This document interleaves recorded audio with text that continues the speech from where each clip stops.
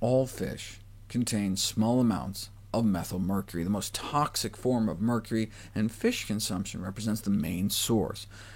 We've seen that mercury exposure through fish consumption, even within the governmental safety limits, can have adverse neurological and behavioral effects on child development. And severe exposure can cause overt structural brain abnormalities like microcephaly, which is a shrunken brain disorder. But we didn't know whether low exposure could also affect brain size until this new study. Autopsy studies suggest mercury preferentially affects the developing cerebellum, and so researchers used ultrasound to measure the brain size in newborns of mothers who had high body levels of mercury, compared to a control group of women who had low levels of mercury. Let's put that into practical terms.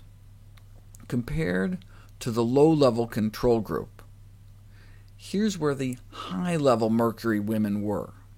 Now, how much canned tuna consumption is that equivalent to?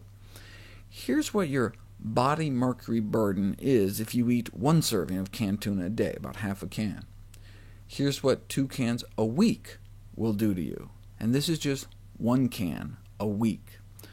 So the bodies of the women suffering high mercury contamination in the ultrasound brain study were considered heavily contaminated, but even just a little canned tuna once in a while could bump your levels even higher.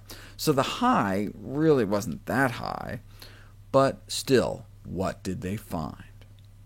They demonstrated that newborns born to mothers with higher mercury hair levels had cerebellums up to 14% shorter than those born to mothers with lower mercury hair levels. They conclude that prenatal exposure to what may be considered really low levels of methylmercury does indeed influence fetal brain development, as detected by decreased size of a newborn's brain.